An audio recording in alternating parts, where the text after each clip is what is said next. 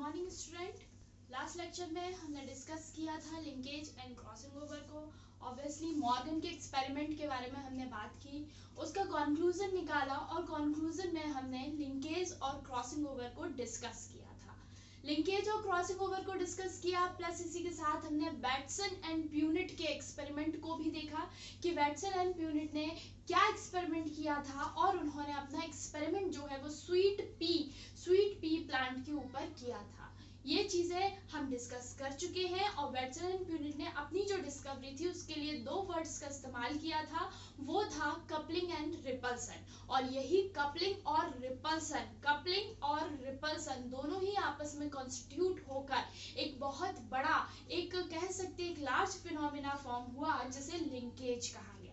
तो लिंकेज के बारे में आज हम और डिस्कस करेंगे। क्रॉसिंग ओवर आई थिंक आपको समझ आ चुका होगा। क्रॉसिंग ओवर वो फिनोमिना है जो कि मियोसिस के टाइमिंग पर परफॉर्म होती है, जिसमें जो क्रोमोसोम्स हैं वो आपस में एक्सचेंज हो जाते हैं। ठीक, हमने ये भी पढ़ा था कि लिंकेज को ब्रेक करने वाला, लिंकेज को जो तोड़ सकता है या जीन्स को जो अलग अलग कर सकता है, जो रिकॉम्बिनेंट्स बना सकता है या नॉन पैरेंटल जीन कॉम्बिनेशंस को फॉर्म कर सकता है, उसका रीजन केवल एकमात्र क्रॉसिंग ओवर ही है। ठीक, यहाँ तक हमने डिस्कस कर लिया था। अब हम लिंकेज से ही रिलेटेड कुछ और चीजों के बारे में डिस्कस करेंगे। तो अब अगला जो टॉपिक है वो है हमारा chromosomal theory of linkage. Chromosomal theory of linkage, भाई लिंकेज वर्ड जब इसमें शामिल है, क्रोमोसोमल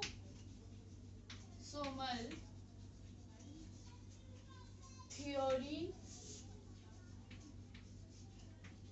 ऑफ लिंकेज, ठीक है, एक ऐसी थ्योरी भी दी गई। क्रोमोसोमल थ्योरी ऑफ लिंकेज मतलब लिंकेज का क्रोमोसोम से क्या लेना देना है, उससे रिलेटेड थ्योरी को दिया गया। कोई बहुत बड़ी, कोई डिफरेंट थ्योरी नहीं है, ये वही चीजें हैं जो हम पहले डिस्कस कर चुके हैं। लिंकेज वर्ड है इसमें, तो बिल्कुल वेल नोन है, लिंकेज वर्ड है तो कौन साइंटिस्ट होगा इसमें? मॉर्गन तो होना ही होना है, ठीक है। तो मॉर्गन और इनके साथ एक और साइंटिस्ट थे जिनका नाम था कास्टल, ठीक है। मॉर्गन और कास्टल ने मिलकर 1910 में इस थ्योरी को रिप्रेजेंट किया, जिसे क्रोमोसोमल थ्योरी ऑफ लिंकेज कहा। इसमें इन्होंने कोई बहुत बड़ी और डिफरेंट बात नहीं कही थी, इन्होंने सिंपल ये चीज बताई कि एक ही क्रोमोसोम्स पर जितने भी जीन्स प्रेजेंट होते हैं वो सारे जीन्स आपस में लिंक्ड होते हैं, आपस में जुड़े हुए होते हैं और इसी फिनोमिना को लिंकेज कहा जाता है। मतलब फिजिकली एसोसिएट होते हैं और ये जो फिनोमिना है वो लिंकेज कहलाता है। तो ये जो थ्योरी थी वो थी क्रोमोसोमल थ्योरी ऑफ लिंकेज। अब लिंकेज से जुड़े ही कुछ छोटी छोटी चीजें या फिर हम कहें छोटे छोटे पैरामीटर्स को, छोटी डेफिनेशंस के बारे में हम डिस्कस करेंगे, जिसमें से पहला है हमारा लिंकेज पैरामीटर्स। लिंकेज पैरामीटर्स क्या होते हैं? मतलब हमें लिंकेज को काउंट करना है, हमें लिंकेज को मेजर करना है, तो अब उस लिंकेज को हम मेजर कैसे कर सकते हैं या लिंकेज का मेजरमेंट क्या होगा, वो किन किन पैरामीटर पर डिपेंड होगा, किस पैरामीटर के कारण वो इन्फ्लुएंस हो सकता है। ठीक है, हमने पढ़ा था एक क्रोमोसोम पर जीन्स प्रेजेंट है इन अ लीनियर फॉर्म, एक लीनियर फॉर्म में प्रेजेंट होते हैं। क्लियर? कुछ जीन्स बहुत पास होते हैं, वो हाईली लिंक्ड कहलाते हैं। कुछ जीन्स दूर दूर होते हैं जो कि लूजली लिंक्ड कहलाते हैं। वो जीन्स जो हाईली लिंक्ड होते हैं उनमें रिकॉम्बिनेंट्स कम बनते हैं और ऐसे जीन्स जो लूजली बहुत कम जो है आपस में लिंक्ड होते हैं उनमें रिकॉम्बिनेंट्स जो हैं वो ज्यादा बनते हैं। क्लियर? ये हम डिस्कस कर चुके हैं। तो लिंकेज पैरामीटर क्या हुआ? इंपॉर्टेंट चीज कि अगर हम लिंकेज की स्ट्रेंथ को मेजर करना चाहते हैं, अगर हम लिंकेज की किसको मेजर कर रहे हैं? स्ट्रेंथ को मेजर कर रहे हैं, तो ये जो स्ट्रेंथ है वो किस पर डिपेंड करेगी? Distance between genes. किस पर डिपेंड करेगी? डिस्टेंस बिटवीन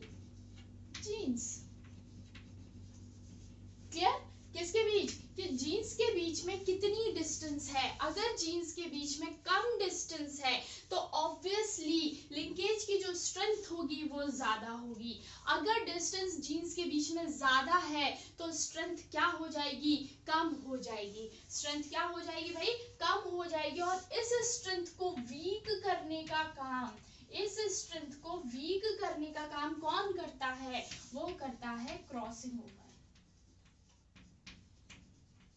क्रॉसिंग ओवर, तो इस स्ट्रेंथ को वीक कौन करता है, क्रॉसिंग ओवर। ये क्रॉसिंग ओवर कब परफॉर्म होती है, ये क्रॉसिंग ओवर परफॉर्म होती है मियोसिस के टाइम पर। क्लियर, कब परफॉर्म हुई, जब सेल के अंदर मियोसिस हुआ, गैमीट का फॉर्मेशन हुआ, तब क्रॉसिंग ओवर परफॉर्म हुई और लिंकेज जो था वो क्या हो गया, वो टूटा और रिकॉम्बिनेंट्स का फॉर्मेशन होना शुरू हुआ।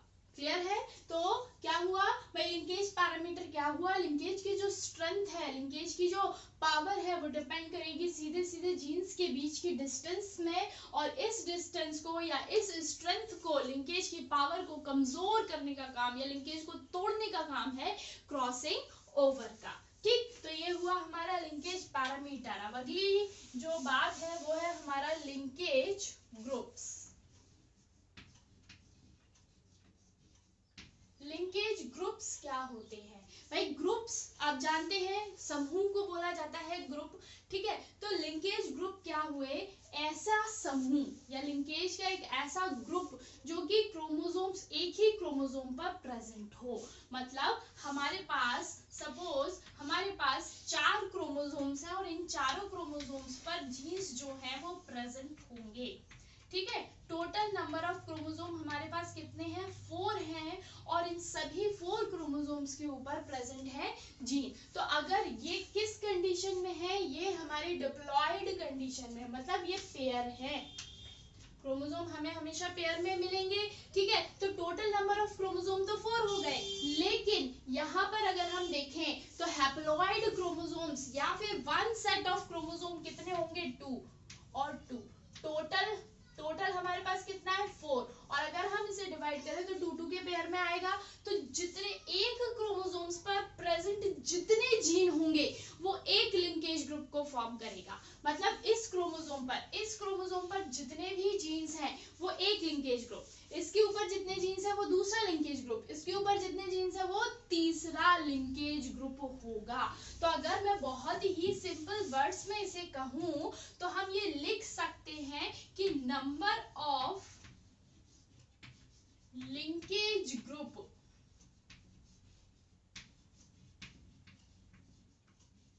is equals to haploid number of chromosomes, haploid number of chromosomes। मतलब जितने लिंकेज ग्रुप का कितना नंबर होगा बॉडी के अंदर, ये इक्वल होता है कि क्रोमोसोम का हैप्लॉइड सेट कितने हैं। ठीक है, जैसे हम ह्यूमन की बात करते हैं तो ह्यूमन के पास टोटल नंबर ऑफ क्रोमोसोम होते हैं 46, लेकिन अगर हम हैप्लॉइड क्रोमोसोम सेट की बात करें तो वो होता है 23। तो हमारी बॉडी के अंदर कितने लिंकेज ग्रुप हैं, हमारी बॉडी के अंदर 23 लिंकेज ग्रुप होते हैं। ड्रोसोफिला, बहुत देर से हमने ड्रोसोफिला के बारे में स्टडी की। ड्रोसोफिला के पास कितने होंगे, total number of chromosome Drosophila में कितने होते हैं, 8। हैप्लॉइड सेट कितने हो गए, 4। तो लिंकेज ग्रुप ड्रोसोफिला में कितने हो गए, 4। क्लियर है, ठीक। तो इस तरीके से हम लिंकेज ग्रुप को बता सकते हैं। तो जितने क्रोमोसोम, एक क्रोमोसोम पर जितने भी जीन्स प्रेजेंट होंगे उस पूरे जीन के ग्रुप को हम लिंकेज ग्रुप कहेंगे। लेकिन यहाँ पर एक और मोस्ट इंपॉर्टेंट बात है जो आपको समझना होगा। अगर क्वेश्चन पूछा जाता है ह्यूमंस में कितने लिंकेज ग्रुप होते हैं, आंसर होगा 23। लेकिन अगर आपसे पूछा जाता है मेल ह्यूमन में, भाई मेल वर्ड को अगर स्पेसिफाई कर दिया जाए, ह्यूमन जो कि मेल है उसमें कितने लिंकेज ग्रुप होंगे, तो क्या इसका आंसर 23 होना चाहिए, नहीं, इसका आंसर होगा 24। ठीक है, अगर मेल वर्ड स्पेसिफाई नहीं है तो आप डेफिनेटली आंसर 23 करके आएंगे। लेकिन अगर आपसे मेल ह्यूमन करके पूछा गया है, मतलब मेल जेंडर को या सेक्स को शो किया गया है, तो आप उसका आंसर 24 देंगे। इसका रीजन क्या है? क्योंकि मेल में जो वाई क्रोमोसोम है ये अपना एक अलग, भाई यही तो एक क्रोमोसोम डिफरेंट होता है, तो जिसके कारण ये भी वाई भी तो अपना एक ग्रुप बनाएगा, है ना, ये वाई भी अपने एक ग्रुप बनाएगा। क्योंकि देखिए ऑटोसोम्स हमारे पास कितने हैं? 44, ठीक है, प्लस हमारे पास होता है one set of sex chromosome, हो गया one set of sex chromosome. तो ये 44 है। अगर हम इसे हैप्लॉइड फॉर्म में कन्वर्ट करते हैं तो ये कितना रह जाएगा? 22, ठीक है, तो 22 ग्रुप यहां से आ गया।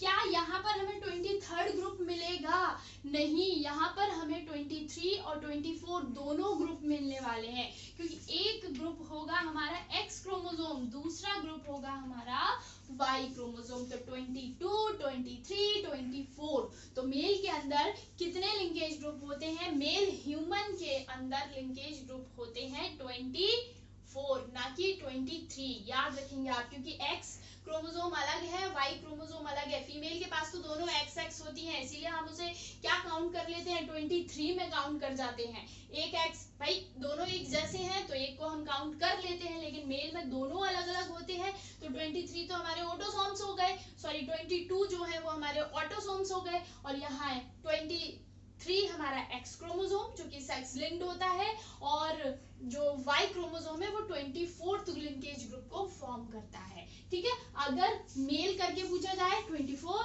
और नॉर्मल ह्यूमन में मतलब कोई भी जेंडर या सेक्स का इस्तेमाल ना किया जाए तो आप 23 मार्क करके आएंगे। क्लियर? तो ये हुआ लिंकेज ग्रुप। अब हम बात करेंगे लिंकेज वैल्यू की।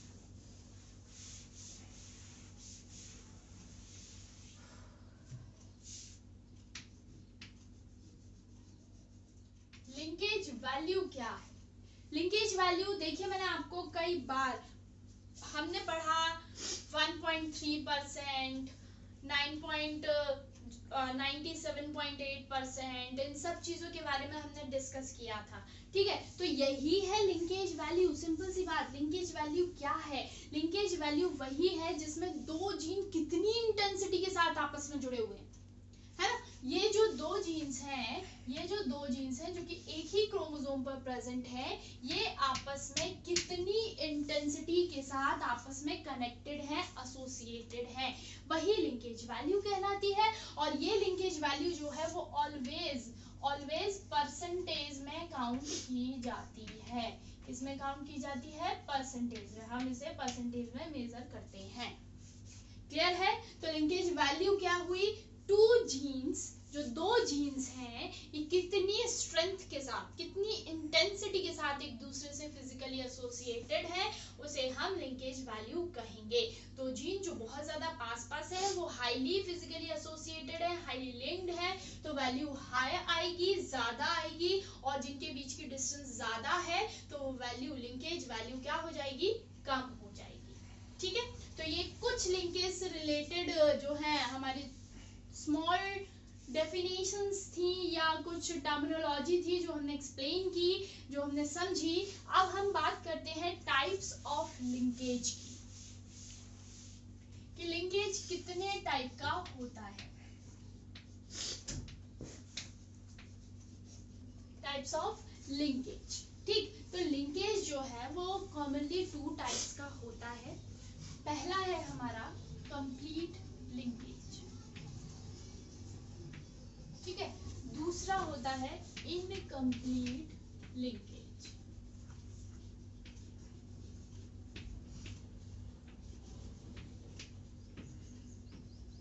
इनकम्प्लीट लिंकेज और कंप्लीट लिंकेज। चलिए, तो इनका डिफरेंस भी हम साथ साथ पढ़ लेंगे, इनका एक्सप्लेनेशन भी साथ हो जाएगा, तो इस तरीके से इसको पढ़ते हैं हम।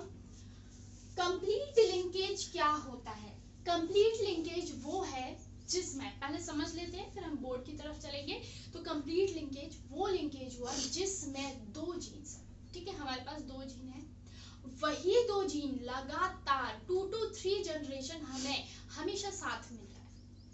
ठीक है, मतलब दो जीन आपके ग्रैंड पेरेंट में, आपके दादाजी में 2 जीन है जो हमेशा साथ है, वही 2 जीन जो है वो आपके फादर में ट्रांसफर हो गए, और वही 2 जीन है जो आपके सन, अगर आप मेल हैं तो आप सन हैं, और अगर आप फीमेल हैं तो आपके भाई में ट्रांसफर हो गए। क्लियर? तो क्या हो रहा है कि एक जो कैरेक्टर है वो कैरेक्टर हर बार हमें हर जनरेशन में बार बार दिखाई दे रहा है विद सेम।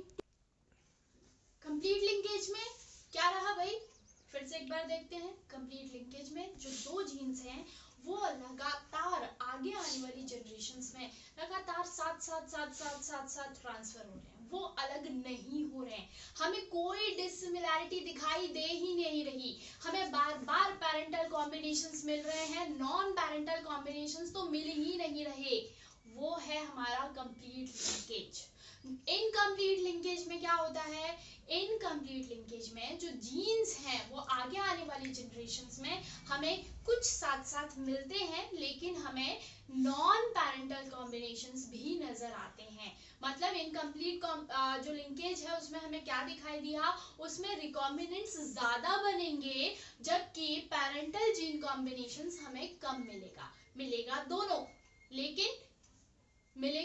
लेकिन जो रिकॉम्बिनेंट्स हैं वो ज्यादा मिलेंगे। ठीक है, चलिए बात करते हैं अब कंप्लीट लिंकेज क्या हुआ हमारा। कंप्लीट लिंकेज में जो जीन्स होते हैं वो बहुत ज्यादा पास होते हैं।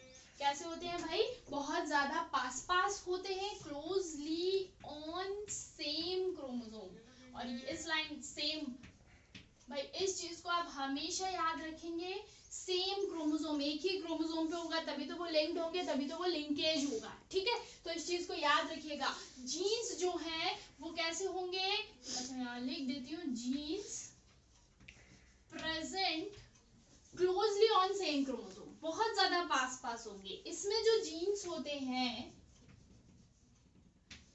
ये जो जीन्स है, genes are present distinct on same chromosome, मतलब इनके बीच में क्या होगी, डिस्टेंस होगी, डिस्टिंक्ट। ठीक है, इनके बीच में क्या होगा भाई, बहुत ज्यादा डिस्टेंस होगी, ये ज्यादा दूरी पर होंगे, है ना। क्लोजली जो कंप्लीट लिंकेज है, उस कंप्लीट लिंकेज में क्या होगा, जीन्स जो है वो बहुत ज्यादा पास होंगे, और जो हमारा इनकम्प्लीट लिंकेज है उसमें जीन्स जो है वो ज्यादा डिस्टेंस पर प्रेजेंट होते हैं, जिसके कारण दूसरा पॉइंट हमें इसी से मिलेगा, वो ये कहेगा कि भाई क्रॉसिंग ओवर जो है वो इसमें परफॉर्म नहीं होती है। Crossing over does not perform, crossing over नहीं होती। अगर परफॉर्म होती बच्चों तो हमें रिकॉम्बिनेंट्स मिलते या नहीं मिलते, सोचिए। ठीक है, तो क्या हुआ, क्रॉसिंग ओवर जो है वो इसमें परफॉर्म नहीं होती है, इसमें क्रॉसिंग ओवर परफॉर्म होती है। ठीक है, इसमें क्रॉसिंग ओवर क्या होती है, परफॉर्म होती है। अब जब क्रॉसिंग ओवर परफॉर्म नहीं होगी, अगला पॉइंट भी मैंने आपको बता दिया, अब जब क्रॉसिंग ओवर परफॉर्म नहीं होगी तो क्या रिकॉम्बिनेंट्स मिलेंगे, नहीं मिलेंगे। तो हम यहाँ थर्ड पॉइंट क्या कहेंगे, no recombinants found, no recombinants found, कोई रिकॉम्बिनेंट नहीं बनता, तो क्या बनता है, ओनली पैरेंटल जीन कॉम्बिनेशन हमें मिलते हैं। और इसमें क्या मिलते हैं हमें, बोथ पैरेंटल एंड रिकॉम्बिनेंट्स, हमें दोनों पैरेंटल भी मिलते हैं और रिकॉम्बिनेंट्स भी मिलते हैं। ठीक है, अब यहाँ पर क्या होता है, जनरली हमें 2 टाइप्स के गैमीट्स ही मिलते हैं, 2 टाइप्स के क्या मिलेंगे भाई, गैमीट्स। 2 लिंकेज में हमें केवल 2 टाइप्स ऑफ गैमीट जो है वो पॉसिबल हो पाते हैं, और यहाँ पर हमें 4 टाइप्स ऑफ गैमीट्स मिलते हैं। ठीक है, यहाँ हमें कितने टाइप के मिल जाते हैं, 4 टाइप के गैमीट मिलते हैं, लेकिन यहाँ पर 2 टाइप के ही गैमीट मिलते हैं। भाई पिछले जो क्रॉसेस है उन्हें देखिए, आप अपने आप समझ जाएंगे हमें कितने टाइप के गैमीट्स मिल रहे हैं, क्या मिल रहा है क्या नहीं मिल रहा दूसरा इनकम्प्लीट, याद कीजिए कंप्लीट लिंकेज में क्रॉसिंग ओवर परफॉर्म नहीं हुई थी। मॉर्गन का एक्सपेरिमेंट क्रॉसिंग ओवर नहीं हुई थी F1 जनरेशन तक, क्लियर है। लेकिन जब हम F1 जनरेशन से आगे बढ़े थे तब हमने क्रॉसिंग ओवर को परफॉर्म किया था, तभी तो हमें रिकॉम्बिनेंट्स मिले थे F2 जनरेशन में, ठीक। चले तो पिछले जो क्रॉसेस है बच्चों उन्हें देखते जाइए, भूलना नहीं है बिल्कुल। बहुत सारी चीजें हैं, आधा तो हमने पुराना पढ़ा हुआ था लेकिन बहुत सारी नई चीजें भी हैं, तो वो मिसमैच नहीं होनी चाहिए। तो पिछला भी थोड़ा थोड़ा करके पढ़ते जाइए, समय है यूज कीजिए उसका। तो यहाँ क्या हो गया भाई, 2 टाइप के गैमीट्स बने, यहाँ पर 4 टाइप के गैमीट्स बने। अब एग्जाम्पल की बात करते हैं। एग्जाम्पल में हम अगर कहें मेल जो ड्रोसोफिला है, मेल जो ड्रोसोफिला है उसमें हमें कंप्लीट लिंकेज मिलता है। और इसी के साथ दूसरा जो एग्जाम्पल है हमारा वो है फीमेल सिल्क वॉर्म, ठीक है। फीमेल जो सिल्क वॉर्म है, फीमेल सिल्क वॉर्म, इस फीमेल सिल्क वॉर्म में भी हमें क्या मिलता है भाई, कंप्लीट लिंकेज देखने को मिलता है। और इम्पोर्टेंटली कंप्लीट लिंकेज जो है वो रेयर्ड होता है, मतलब बहुत कम हमें देखने को मिलेगा, बहुत ज्यादा कम। आप खुद अपने ऊपर देखिए ना, जो हमारे ऑफ स्प्रिंग्स मतलब जनरेशन टू जनरेशन, जो नेक्स्ट जनरेशन जो आती है तो वो क्या पिछली जनरेशन के बिल्कुल सिमिलर होती है? क्या वो कंप्लीट लिंकेज को शो करते हैं? नहीं, उनमें कुछ ना कुछ तो वेरिएशंस हमें देखने को मिलते हैं ना। शुरुआत ही हमने जेनेटिक्स की यहीं से की थी, सिमिलैरिटी देखने को मिलती है, लेकिन उसी के साथ साथ हमें कुछ डिफरेंशिएशन भी देखने को मिलता है, क्लियर है। तो क्या हुआ, जो कंप्लीट लिंकेज है वो रेयर्ड होता है, और इनकम्प्लीट लिंकेज जो होता है वो बहुत ज्यादा कैसा होता है भाई, वो कॉमन होता है। वो कॉमन है, वो हमें जनरली देखने को मिलता ही है, जो हम नॉर्मली डेली बेसिस देखते भी हैं कि भाई नए कॉम्बिनेशंस मिलते हैं, आइडेंटिकल कॉपीज कम मिलती हैं और कॉम्बिनेशंस ज्यादा मिलते हैं, क्लियर है। तो इसके एग्जाम्पल की हम बात करें तो इसका एग्जाम्पल सिंपल सा है, most of the organism, most of the organism, ज्यादातर ऑर्गेनिज्म में हमें इनकम्प्लीट लिंकेज देखने को मिलता है। तो ये हुआ हमारा टाइप्स ऑफ लिंकेज, जिसमें हमने 2 टाइप की बात की, complete and incomplete linkage. Complete linkage क्या हुआ कि जो 2 जीन्स हैं वो अपकमिंग जनरेशन में एज इट इज ट्रांसफर हो, वो कंप्लीट लिंकेज कहलाता है, ठीक है। अपकमिंग 2 to 3 जनरेशंस तक, ऐसा नहीं कि अगली जनरेशन में मिल गया तो वो कंप्लीट लिंकेज है, नहीं, हमें आगे आने वाली जनरेशन में भी दोनों जीन्स एक साथ लेने होंगे, ठीक है। इसमें क्रॉसिंग ओवर परफॉर्म नहीं होगी, इसीलिए जीन्स जो है वो हमें साथ में मिल रहे हैं। क्रॉसिंग ओवर परफॉर्म नहीं होगी, इट मींस रिकॉम्बिनेंट्स नहीं बनेंगे, केवल पैरेंटल जीन कॉम्बिनेशंस हमें देखने को मिलेंगे। वही हम इनकम्प्लीट लिंकेज की बात करते हैं तो इनकम्प्लीट लिंकेज में हमें जीन्स का साथ साथ मिलना कोई ज़रूरी नहीं है, इसमें हमें नॉन पैरेंटल कॉम्बिनेशन ज़्यादा मिलते हैं और क्रॉसिंग ओवर भी परफॉर्म होती है। तो ज़्यादातर अर्थ पर जितने भी ऑर्गेनिजम्स हैं, मैक्स टू मैक्स ऑर्गेनिजम्स में हमें क्या देखने को मिलता है भाई, हमें इनकम्प्लीट लिंकेज देखने को मिलता है। कंप्लीट लिंकेज जो है, इसका 2 एग्जांपल्स जो है वो मैंने आपको दिया। मेल ड्रोसोफिला में हमें कंप्लीट लिंकेज मिलेगा, और जो फीमेल सिल्क वॉर्म है उसमें भी हमें कंप्लीट लिंकेज देखने को मिलता है। तो इन एग्जांपल्स को आप याद रखिएगा। बाकी हम आगे कुछ क्रॉसिंग ओवर की बात करेंगे, क्रॉसिंग ओवर को और डिटेल में देखने वाले हैं, उसके टाइप्स के बारे में बात करेंगे, जीन मैप के बारे में भी हमें बात करना है। तो these all things are in next lecture. तो थैंक यू।